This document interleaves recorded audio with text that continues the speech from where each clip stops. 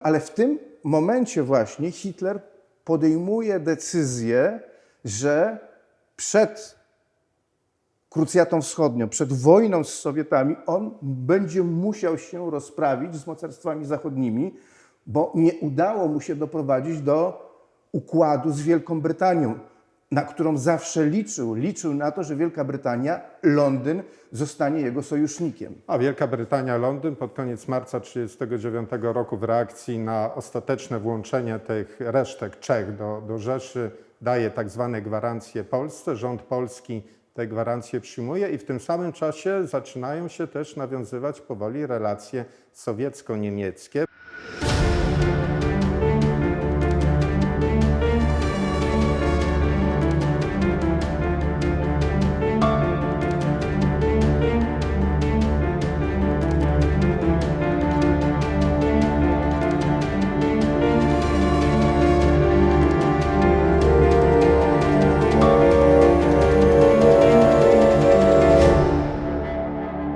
Dzisiaj Führer wezwał mnie o godzinie 4 do kancelarii Rzeszy. Najpierw poświęcił godzinę na opisanie mi kampanii w Polsce. Jego zdaniem armia nieporównywalnie przewyższa dziś tę z 1914. Panuje w niej całkiem inna więź między dowództwem a żołnierzami.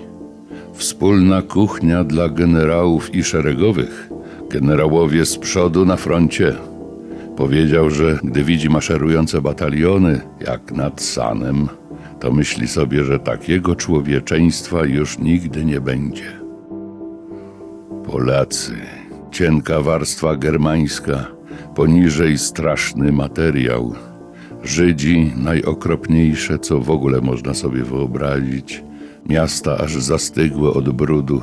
Przyznał, że wiele się w tych tygodniach nauczył. Przede wszystkim jeszcze kilkadziesiąt lat polskiej władzy w tych dawnych częściach Rzeszy, a skończyłoby się totalnym zapluskwieniem i ruiną. Teraz może tam rządzić tylko umiejętna pańska ręka. Zapowiedział, że ustalony teraz obszar chce podzielić na 3 pasy. Pierwszy między Wisłą a Bugiem. Całe żydostwo, także z Rzeszy oraz wszelkie elementy niepewne. Przy Wiśle niepokonany wał wschodni, jeszcze potężniejszy od tego na zachodzie. Drugie, wzdłuż dotychczasowej granicy szeroki pas germanizacji i kolonizacji. Wielkie zadanie stoi tu przed całym narodem: stworzyć niemiecki spichlerz. Osiedlić tu mocne chłopstwo dobrych Niemców z całego świata. Trzecie, pomiędzy nimi polski organizm państwowy. Czy ewentualnie po kilkudziesięciu latach pas osadnictwa będzie można przesunąć dalej, wykaże przyszłość. Fragment dzienników 1934-1944 Alfreda Rosenberga.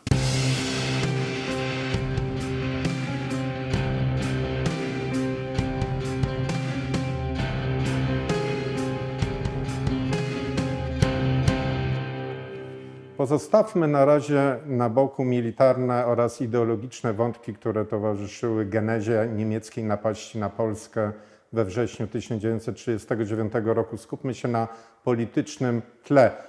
To jest oczywiście karkołomne przedsięwzięcie w ciągu kilkunastu minut powiedzieć o politycznej genezie II wojny światowej, ale spróbujmy. Czy naprawdę u początku był Wersal?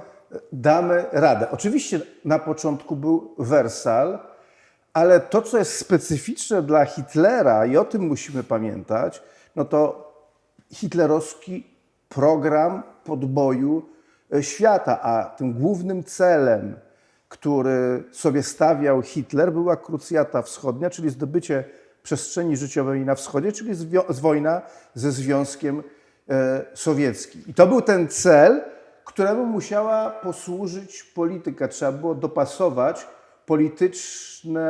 polityczny program, polityczny plan, tak powiedzmy lepiej. I pierwszym punktem tego politycznego planu było opanowanie Europy Środkowej, ale Europy Środkowej szeroko rozumianej. bo to był Europa Środkowa w rozumieniu Hitlera, no to jest coś w rodzaju dzisiejszego tak naprawdę Międzymorza, czyli ten obszar pomiędzy Związkiem Sowieckim a Niemcami z jednej strony i Morzem Bałtyckim, a z drugiej strony Morzem Czarnym i Adriatykiem. Bo jak mówimy o pojęciu Europa Środkowa w kontekście polityki, zwłaszcza agresywnej polityki niemieckiej, no to nasuwa nam się na myśl pojęcie Mitteleuropy. Ale w tym hitlerowskim wydaniu ta koncepcja raczej nabierała nowego kształtu, nowego kontekstu, no bo Niemcy to nie tylko Hitler oczywiście, całe życie polityczne Republiki Weimarskiej było przesycone takim przekonaniem, że jedną z wielkich krzywd, która spotkała Niemcy po I wojnie światowej, był fakt, że powstał ciąg niepodległych państw. One rzeczywiście rozciągały się od Bałtyku aż po Adriatyk i Morze Czarne i to było traktowane w Berlinie jeszcze tym demokratycznym jako wielka przeszkoda dla realizacji żywotnych interesów niemieckich. Przychodzi Hitler ze swoją wizją. Ale nie tylko, bo Europa Środkowa również była swoistym lewarem, który mógł wzmocnić pozycję Niemiec w grach mocarstwowych. Jeśli Hitlerowi udałoby się opanować i podporządkować sobie te kraje znajdujące się w tym regionie, uczynić z nich swoją strefę wpływów, to miał inną pozycję wobec mocarstw, mocniejszą pozycję wobec mocarstw zachodnich, jak również wobec Związku Sowieckiego. No i dochodzi jeszcze kwestia gospodarcza. Ale pamiętajmy, to zresztą to już o tym wspomniałeś, że dla Hitlera opanowanie czy zniszczenie Europy Środkowej jako ciągu tych niepodległych, suwerennych państw nie było celem samym w sobie, tylko przygotowaniem do przedpola do wykonania tego zasadniczego celu, czyli szukania tak zwanego Lebensraumu w Europie Środkowej i Wschodniej i zaczął tą pracę od zniszczenia dwóch państw, których istnienie było zadekretowane traktatem wersalskim i innymi traktatami zawieranymi po I wojnie światowej. Tak, pierwszym z państw była Austria. Austria była po wojnie krajem niepodległym, no i traktat wersalski przewidywał, że niemożliwe jest połączenie się Niemiec z Austrią. To był warunek, jeden z warunków traktatu wersalskiego. Tymczasem Hitler już od samego początku, bo już od 1935 roku próbował wpływać na wewnętrzną politykę austriacką, w tym kierunku, żeby w Austrii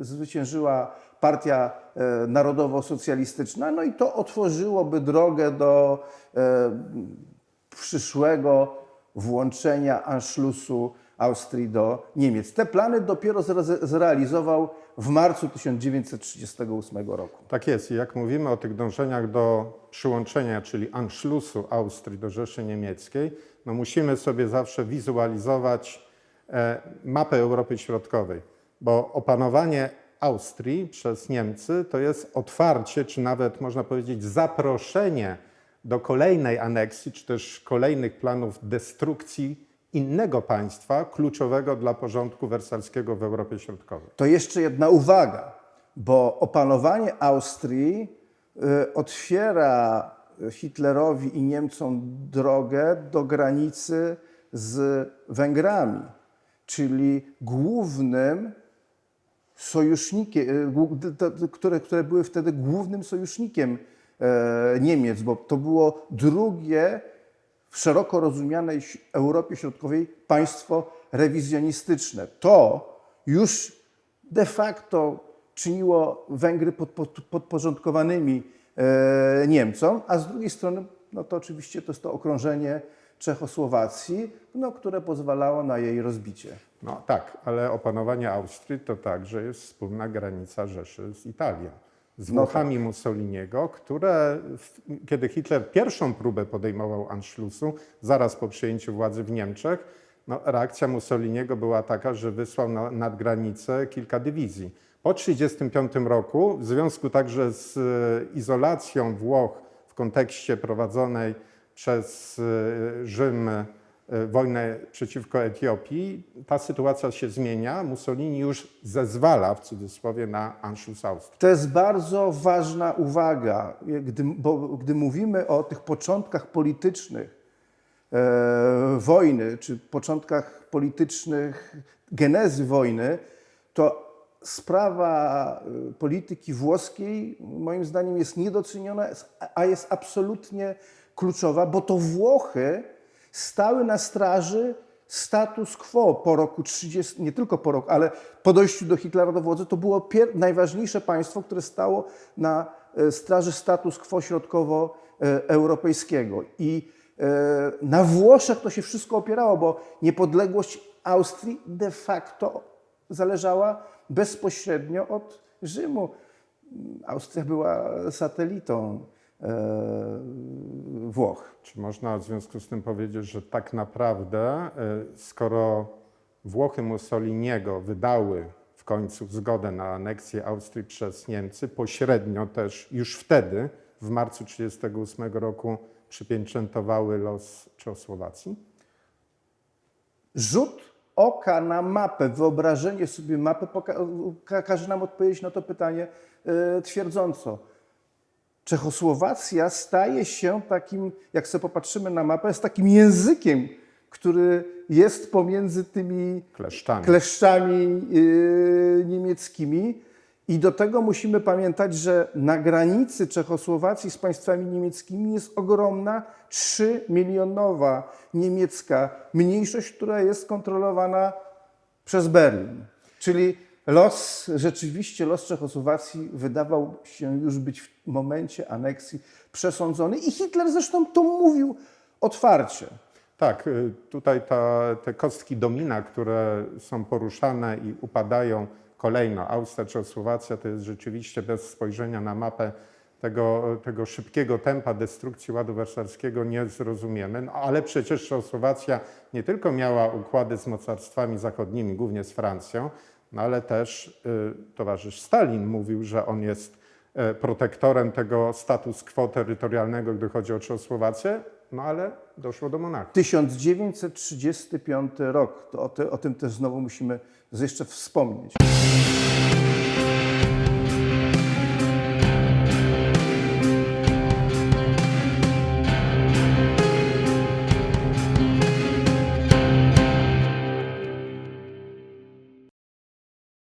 Francuzi zawierają traktat ze Związkiem Sowieckim i równolegle zawierają traktat, nazwijmy to sojusz obronny z Czechosłowacją.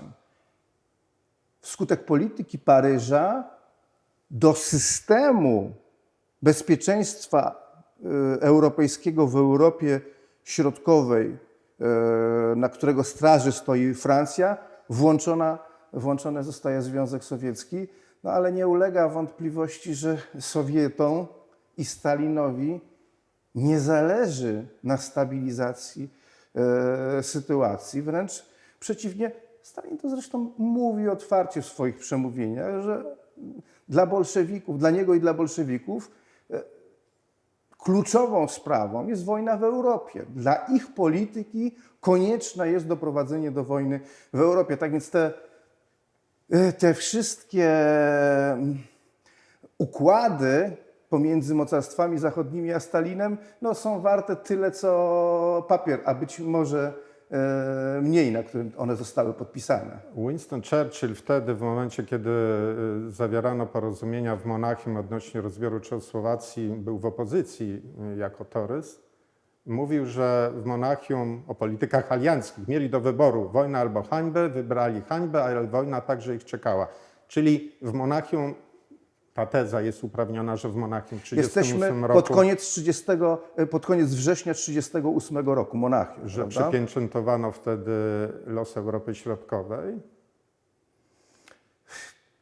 To jest pewnie teza prawdziwa, ale my tu już o tym mówiliśmy. Ten los Europy Środkowej chyba był przesądzony po Anschlussie Austrii, bo to jak sam użyłeś tej metafory domina, to już zaczęło działać na zasadzie domina. Ale ja bym jeszcze zwrócił jedno, bo koniec września 1938 roku konferencja monachijska, która no, de facto jest końcem Czechosłowacji. Ale wróciłbym jeszcze do planów Hitlera, bo kilka miesięcy przedtem Hitler zaczyna krystalizować swój plan wojny. W maju 1938 roku dochodzi do tak zwanego kryzysu majowego, kryzysu weekendowego.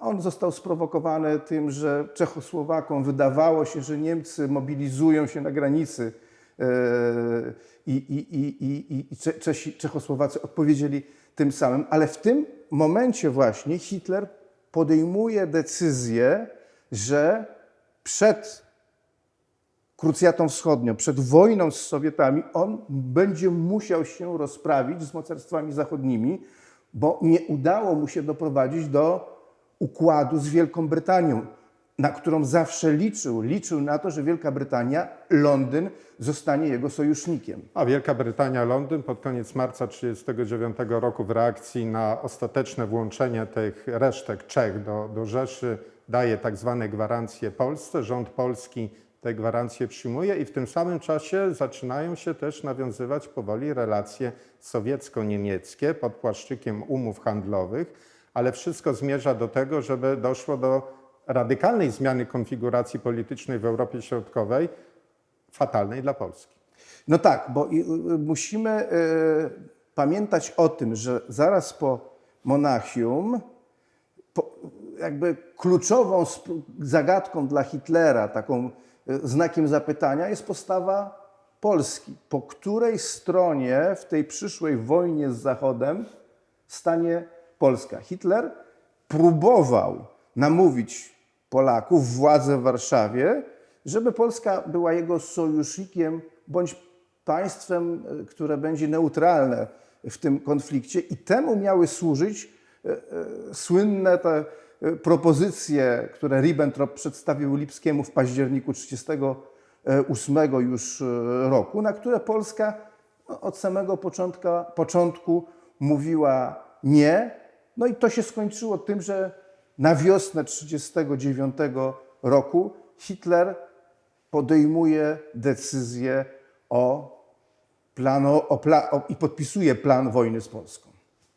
I w ten sposób, można powiedzieć, dochodzi do ostatniego etapu już bezpośredniego przygotowania do realizacji, jak to Niemcy określali, Fallweiss, czyli plan biały, taki był kryptonim przygotowywanej przez niemieckich sztabowców agresji na Polskę. Polityczne tło było przygotowane, ale pozostało jeszcze dogranie jednej sprawy. Właśnie, tą jedną sprawą to jest to, o czym już wspominałeś, to jest Stalin. Bo my musimy pamiętać o tym, że nie tylko Hitler jest istotny dla genezy wojny, tylko również Stalin. My o tym już mówiliśmy. Dla polityki bolszewików od samego początku powstania Związku Sowieckiego kluczowym jest doprowadzenie do wojny w Europie. Plan bolszewików jest prosty i oni o tym mówili, tylko nikt na to nie zwraca uwagi. Bolszewicy mówili tak, najpierw mocarstwa imperialistyczne, kapitalistyczne muszą się wziąć za łby, musi rozpocząć się wojna między nimi, czyli tak zwana wojna imperialistyczna. Na początku, w pierwszym etapie tej wojny Związek Sowiecki będzie miał neutralną pozycję, a potem wskutek tej wojny mocarstwa zachodnie imperialistyczne osłabną, powstanie w nich kryzys społeczny, no i armia sowiecka będzie mogła wkroczyć do Europy Zachodniej. Puentując, można powiedzieć, w ten sposób Stalin przygotowywał wyzwolicielski marsz pokojowego mocarstwa, jakim był Związek Sowiecki, ale tak naprawdę chodziło oczywiście o zrewolucjonizowanie, sowietyzowanie całej Europy. A potem i świata.